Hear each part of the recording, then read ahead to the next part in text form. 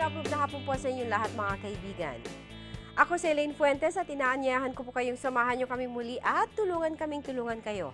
Sama-sama nating tuklasin ang mga pamamaraan tungo sa mga palatuntunan, proyekto, programa ng gobyerno, maging ng mga pribadong ahensya at organisasyon na sadyang ginawa po naman para sa ating kapakinabangan. Ibahagi rin ang inyong reaksyon at suggestion sa ating email at fan page na naka-flash po ngayon sa inyong mga screen. Makilok na kaibigan dahil ito'y programang para sa inyo. Dito kasi walang alinlangan dahil dito ituturo namin ang mga pamamaraan. Ito ang APRUB, gawin natin to. 2001 marked a very significant point in my life dahil sa nagkaroon ng karamdaman ng inyong lingkod at dahil sa mga eksperto dito sa field na ito ng medicine, pinalad po na narito pa rin sa harap ng camera ang inyong lingkod, ang Philippine Diabetes Association, ang ating kasama ngayong hapon. Kaya daw ka kaibigan dahil baka hindi mo alam, ikaw ay may diabetes na rin o isang mahal sa buhay mo. Aalamin natin kung ano-ano ang mga serbisyong hatid ng organisasyong ito, kaya huwag kayong aalis. Magbabalik po kami.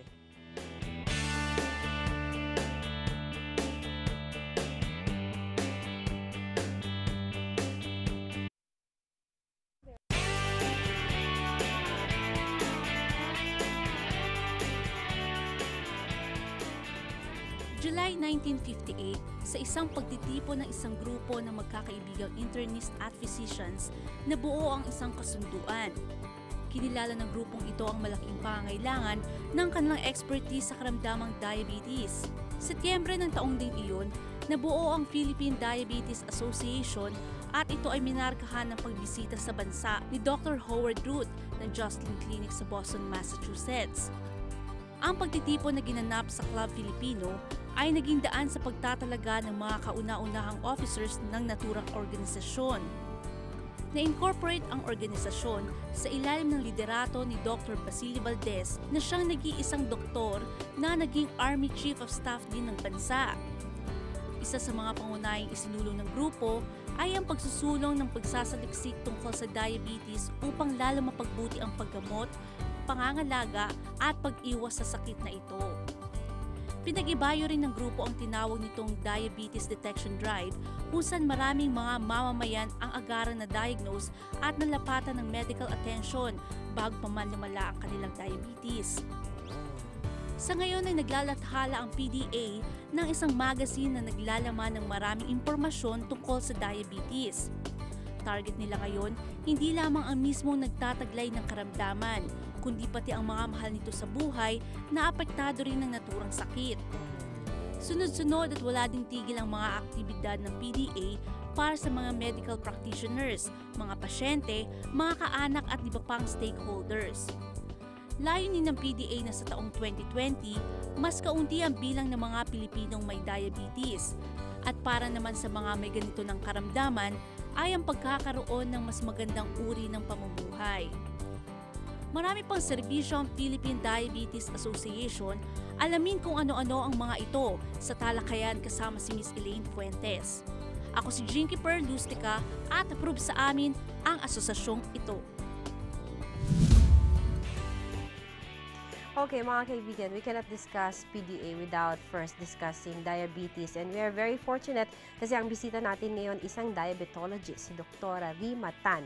Medyo mahaba-haba yung kanyang credentials, no? She's a medical doctor, of course, and she has a master's degree in diabetology. In internal medicine. Major in diabetes. Okay, of course, member siya ng prestigious illustrious FPCP at siya po ngayon ang secretary ng Diabetes Philippines. Ito yung PDA Philippines. Ma'am, magandang umaga. Ay, magandang umaga. Magandang hapon kasi umuulan parang umaga. Yes, magandang hapon rin, Ma'am Elaine. Okay, and we are very happy that you are here despite the weather system natin ngayon. Baha everywhere, but you're here. Yes, I did not want to miss the opportunity. Okay, and we are happy to bring to you mga kaibigan information about diabetes because as I mentioned kanina, way back 2001, diabetes almost claimed my life. So, this is a very urgent concern in the field of health. Okay, diabetes, just for the sake of clarity, what is diabetes? Diabetes is a disease that is determined by testing the blood sugar. Right. So, kung mataas yung blood sugar kesa sa normal, because they're normal values, that person is said to have diabetes. Okay. But it's not just the sugar. It's the complications that come with diabetes. Right. So yung pagkasira ng mata, ng mga ugat, ng puso, everything liver, is ng kidney. affected. Lahat po apektado ng diabetes. Okay. Pwede bang sabihin, doktora, na ang death from diabetes is actually death from the complications brought about by diabetes? That is very true. In fact, hindi naman namamatay yung pasyente dahil sa taas ng asukal. Namamatay sila dahil sa komplikasyon ng diabetes. Like organ failures. Yes, organ failure. I looked at the WHO data actually, and 61% yung nung 2010 ang namamatay sa non-communicable diseases. 30% ang cardiovascular disease, pang-apat ang diabetes. Wow. Sabi ko siguro dun sa 30% ng cardiovascular disease, marami pa rin diabetes. Right, no? right. So it really is a problem. Okay. Naapektuhan kasi yung clotting Yes. properties ng ating Yung dugo. clotting, nagbabara yung mga ugat. Right. Okay. Kaya ganun. Now, diabetes, gulpi-digula tayo ng konti kasi to get your attention, mga mahal naming taga-subaybay, malaking bahagi ng amputations Yes. brought about by diabetes. Could you Yes. explain more, ma'am? Sa ngayon, ang number one cause ng non-traumatic amputation, ibig sabihin napuputulan ng paa na hindi dahil sa aksidente, diabetes. It's also the number one cause of blindness in adults who are very active, working age adults, no? So, it's also the number one cause of kidney failure nowadays. So, pumunta kayo sa mga dialysis centers, actually magbilang kayo, mas mahigit siguro kalahati niyan may diabetes. Correct. So, it really is a problem. Okay. And again, as mentioned earlier, because it affects the blood vessels. So, nagbabara yung mga ugat, yung daloy ng dugo, lalo na kung paa ang pag-uusapan natin, dahil nasa dulo yon, hindi umaabot yung blood flow. So, pag hindi umabot yung blood flow, yung pag-o-oxygen nung parting yon, hindi maganda. Tapos, pagka nagkasugat pa yung pasyente, dahil ang mga nerves din ng diabetic ko ay apektado, so hindi nila nararamdaman na susugatan sila, hindi maganda yung daloy ng dugo, pag na-infection yon, hindi na gumagaling. Right. Dagdag pa dyan, doktora, yung kapag kasi sa appendage nga, no, hindi naaabot masyado ng sirkulasyon ng dugo, may numbness. Yes, So, because of nasugatan nerves. ka na pala. Yes, Yes. nasira na kasi yung nerves. Nasugatan ka na pala, nai-infect na pala, hindi mo napapansin. Yes. Okay. Now, kasama din dito, doktora, yung mga mahilig naman sa kagandahan. Okay, naaapektuhan din ang ating skin ng diabetes. Could you explain more, doktora? Yes. Actually, parang tumatanda. In general, pwede natin sabihin, pag ang isang tao ay may diabetes, parang early aging. Aging hindi lang ng mga ugat-ugat na binanggit ko kanina, kundi pati yung nasa labas. Right. So yung nadidehydrate, nadadry, at pumapangit. Right.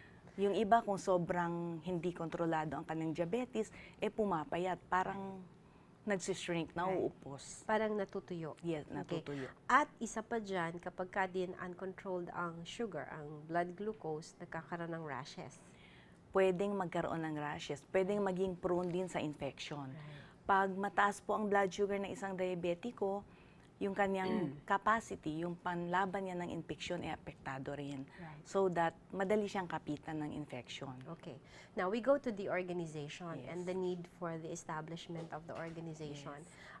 Ilang dekada na rin ang nakakalipas bago nung nagtipon-tipon itong magkakaibigan that eventually gave birth to the Philippine Diabetes Association.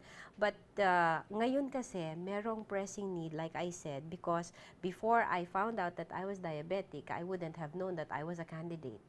I was very young. I was 31 years old. I was very active, etc., etc. Pagkatapos one day, bigla na lang diabetes. Before we go to a break, I would like to find out, doktora, gaano karami ang documented as diagnosed diabetics at ilan yung tansya ng PDA na diabetic but don't know about it? Okay. That's a very good question because it's really alarming, nakakatakot. Kung pupuntahan natin yung FNRI kasi may ginagawang pag-aaral and they do this every 5 years. Noong 2003, ang sabi nila mga 4.2-4.3% daw ng Pilipino ang may diabetic. Right. Inulit na nila yung pagbibilang. Noong 2008, naging 7.1, 7.2%. Right. So, ibig sabihin, umaakyat, dumadami yung mga dokumentadong may diabetes, no? Ngayon, this year, they're going to do another kasi 5 years na. At ang expectation, even worldwide, even yung prediction ng WHO, prediction ng International Diabetes Federation, magdodoble daw ito by the year 2030. Okay. No? But it seems like ma-overtake natin yung doble, hindi lang doble. So it really is very alarming. So if you predict, for example, 2008 yung huling Parang census natin. Na 7% or so, di ba? At noon, wala pa tayong 100 million, 90-something pa lang tayo noon. Kung may 7%, sabi mo ng rough, 10%, So ilang that's 10 milyon na yun. plus. Napakarami. And that's only the documented Opo, ones. yun lang ang alam nila na may diabetes sila. Right. Ang mas nakakatakot, doble po ang number ng tao na candidate for diabetes o yung tinatawag namin pre-diabetic na hindi alam na may diabetes sila. So, ang estimate po dyan is double. Right. And of course, no, we have to consider also the fact na ang diabetes kasi minsan kapag hindi tayo alert dun sa changes in our body, magsisignify ang diabetes because of the complication na. Yes. Not just the diabetes. So, pagka may complication na, medyo mahirap na siyang i-control at i-manage. The sad part is that as of now, there is no so-called cure, but it is managed. Yes, it is managed. It can be controlled. Okay. Bago tayo mag-break, is it correct to say, Doktora, that a diabetic can still lead a relatively normal life? Very true. Pwede din po talaga. Pwede So, talaga. ang diabetic, as long as you're controlled, you can live a normal life like anybody else who doesn't have diabetes. Kailangan lang po alagaan yung sarili ninyo. Yan. At ang Philippine Diabetes Association ang kabalikat natin sa pag-aalaga doon sa mga meron ng diabetes, doon sa mga wala pa, para wag na magkaroon ng diabetes, doon sa mga meron na pero hindi pa alam na sila ay diabetic, andito pa rin ang PDA, kung ano-ano kanilang mga serbisyo, kung paano tayo makikinabang at kung paano tayo makakatulong sa pagbabalik ng APRUB. Huwag kayong aalis.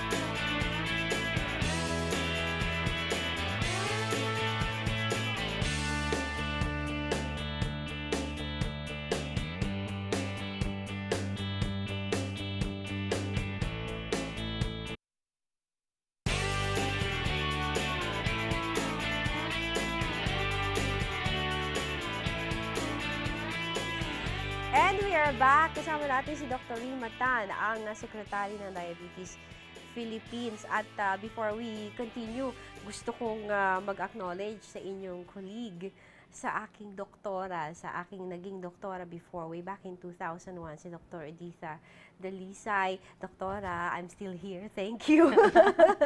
Okay, we're talking about the Philippine Diabetes Association. Now, we already established the need, no? Dito sa mga services ninyo. But other than that, meron kayong kinoconduct na seminars, trainings, etc. At saka meron kayong advocacy. Yeah. Because you are a diabetologist. Yes. Okay. Ano ang difference ng diabetologist sa endocrinologist? Okay. Ang endocrinology kasi is broader. Okay. So, under endocrine, yung diabetes. Kasama yung sa mga hormonal dysfunction, di ba? Right. So, diabetes is a part of endocrinology, pero merong pang iba, yung pituitary, yung adrenal, yung thyroid, di ba? But because, marami pang ibang hormonal systems, no? Endocrine glands ang tawag. But because diabetes is so big already, and the problem is nakakatakot na talaga, no? It became complicated. It became complicated and there's so many people affected. Right. Kaya marami ngayon, maski in other countries, mga doktor na ang linya na lang diabetes because diabetes in itself hindi mo na ma-handle eh. So that's the difference. I only treat diabetic patients. Okay. I have not been trained as an endocrinologist. Okay. So pure diabetes po. Okay. Now, you already emphasized the need, no? Kasi malaki nga, at even kanina before we took a break, malaki yung naapektuhan mga population natin dito. And we have to emphasize also, mga kaibigan, kapag isang tao ay may diabetes, hindi lang siya ang apektado nito, kundi the whole family. Because diabetes is all about also yung metabolic function. So yung pagkain mo medyo special ng konti kesa doon sa mga kasambahay mo. And for some households, that's hard to do. Diba? Okay. Now, the PDA conducts not only specialization clinics, or trainings, no, but also yung information drive sa mga possible, sa mga candidates ng diabetes, sa mga meron ng diabetes, at saka doon sa mga kamag-anak. Okay. Pagka nagko-conduct kayo ng ganito, doktora, are you the ones who plot which ones or which community you're going to go through? Meron po kami kasing first and foremost, most of the members of the board are doctors and may dietitian, may nurse, no, may mga pharmaceutical partners kami. And ang regular activity talaga namin is we conduct parang training workshops in different areas in the country. Now, Diabetes Philippines has chapters. In fact, we have 24 or so chapters all over the Philippines. Congratulations. So sila ang nagre-request actually na mag-workshop kami sa lugar nila. And when we do that, we go there, we teach the doctors and the allied professionals, no? So yung mga nurses and dietitians, kasi dapat ang treatment ng diabetes team approach, no? And then we also have a day for the lay. So for the patients, for the relatives of the patients, anybody who's interested. Dun sa workshops namin, which we do 3-4 times a year. And then sa annual convention namin, same thing, bigger lang in Manila. And then we also have a separate forum for the lay. No? And we have materials that we can specialized, no? Specialized, merong customized approach. Okay. Now, ang tanong ng ating mga kababayan, because ang isa pa alarming dito sa diabetes, even small kids are being diagnosed with diabetes, no? So, ang information campaign, the need for information campaign is not only geared towards yung dati na medyo nasa middle age na siya. Ngayon, very, very young, meron ng diabetes. Ngayon, kung ang isang community o kaya isang grupo o kaya isang eskwelahan ay may concern or napukaw natin yung attention nila, could they request your group? Yes, actually, they can. To conduct? To conduct a training or education campaign. In fact, we really want to increase awareness. That's why I'm sure you've heard of the Diabetes Awareness Program. There is such a thing as a Diabetes Week. Noong last week of July, there is a World Diabetes Day, November 14. There are activities like run, walk, bike for diabetes, things like those, no? So, ang purpose talaga is to increase awareness, no? And of course, because you have corporate partners, no? Pharmaceuticals, and even private organizations, dito sa mga activities yun na ganito, nagkakaroon na rin ng free diagnosis. Yes po. Actually, may mga free screening ang tawag namin doon. Or free? Free, libre. Libre po, no? So, we do screening test. Maraming gumagawa niyan. But, once nakita sa mga, yung tinutusok dito, capillary blood glucose testing, dapat yung mga medyo candidate na talaga, magpaulit ng testing sa dugo talaga. Kasi, once diagnosed for life, it's not going to be fair if you label somebody a diabetic based on something that might be, baka lang marami ka kinain, marami ka kinain matamis, so that's a false diagnosis. So, pero meron kayong blood test na ginagawa, the HbA1c. HbA1c, okay. Yun yung average blood glucose. The HbA1c is blood test po yun. Usually, hinihingi namin yan every 3 months, no? Para malaman namin yung average. Kasi pag tinest kayo ng isang test ng fasting blood sugar, for example, yun yung sugar that time. Pero kung gusto natin malaman kung yung nakaraang 3 buwan, kontrolado yung diabetes, yun po ang nire-request. And we have to emphasize also, and this is, I learned this the hard way, na ang damage na ginagawa ng diabetes is because of sustained uncontrolled blood sugar. yung mahabaan. Kaya yung kinukuha nila is yung average kasi titignan nila gaano kasi pag nag-fluctuate, tumaas yan, pero meron din namang mababa o mas marami yung controlled lang siya, makikita dun sa HbA1c. Yes. Now, yung sa mga kamag-anak din, yung mga gustong mag-research, meron din kayong wealth of information in your office. Part ng trust ng Diabetes Philippines is not only education, pero malaking bagay sa amin ng education kasi the educated diabetic lives longer. I'm sure you know that, Oh, diba? I do. I'm still here. Yeah, I know. Obvious. So part of what we want to do is conduct research, and we do support researches, no? So meron kami mga sinusuportan na nag-aaral, nagsasaliksik tungkol sa diabetes. Ganon. That's why we have meetings. Yes, we have meetings, forums to discuss latest trends, no? Isa sa case studies also. Case studies, yeah. Isa sa mga gusto namin mangyari sana is talagang ma-update yung kaalaman ng ating, hindi lang mga doktor, no? Everybody about diabetes so that there's improvement of care. And I think more important, prevention. So yung kamag-anak ng may diabetic, dapat alam kung ano yung gagawin para mapigilan yung paglabas ng diabetes. At saka, minsan kasi pagka-diabetic ka, you go through stages of sadness, depression, because there are things you can and can't do, mga ganyan. Pero pagka may support group, because they are informed, it gets easier. Okay. Ma'am, I wish we had more time, so I'm going to give you a minute or so para imbitahan yung ating mga kababayan na maging aware sa diabetes because it can really spell life or death sa inyong mga mahal sa buhay o ikaw mismo. Yes, ma'am.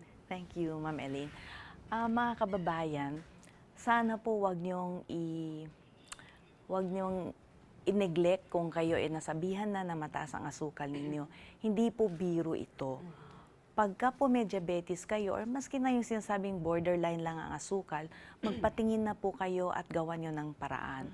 Nape-prevent po ang diabetes. Yung mga kamag-anak ng may diabetes na wala pang diabetic, pwede naman po mag-lifestyle change. Hindi naman po kailangan gamot kaagad, pwede po mag-exercise, pwedeng ayusin ng pagkain, bawasan yung mga taba, mamantika, kumain ng mas maraming gulay, mag-exercise, yung mga naninigarilyo po, wag nang manigarilyo, no? At doing all of these things po, matutulungan po kayo i-prevent or i-delay yung paglabas ng diabetes. Kasi pag may diabetes na po, medyo mahirap na. Pero kaya pa rin. As you can see the example of Miss Elaine over here, no? Mukhang controlled naman siya. I can say that from the way she looks. So kaya po. Kaya niyong mamuhay ng mahaba, ng walang komplikasyon, as long as you control your diabetes. And the Diabetes Philippines po is here to help educate you if there are needs, no? May mga numbers kami, may email kami, you can inquire, you can come to our workshops or conventions for both. Maski po hindi kayo doktor, lay people are important to us because we need to educate you. Maraming salamat po. Thank you very much, ma'am. The first step to solving this problem called diabetes is information. We have to know what we have to do at kung kailan natin ito dapat gawin. And the PDA, Philippine Diabetes Association, ay kabalikat natin dito sa advokasiyang ito. Maraming salamat. Ang ating po nakasama si Dr. Rima Tan, isang diabetologist at ang secretary ng Diabetes Philippines. Doktora, maraming salamat po at uulit tayo. Yes. Okay. Mga kaibigan, we'll be flashing on your screen the contact details of the PDA. Ano po, para makapag-inquire kayo sa kanila. Ikaw, kababayan, ako, dati in denial, I didn't know. I wasn't even aware that I was a candidate. Pero now that I am, gusto ko i-share sa inyo itong knowledge na ito because you never know. Baka ikaw mismo o baka mahal mo sa buhay kahit mga bata, they are not spared anymore. Approve na 30 minutes kasama kayo. Tandaan, ito'y programang para sa inyo. Martes at Huwebes ng alas 6 ng hapon, kami po inyong makakasama. At your service, ako po si Elaine Fuentes at ito ang Approve. Gawin natin to.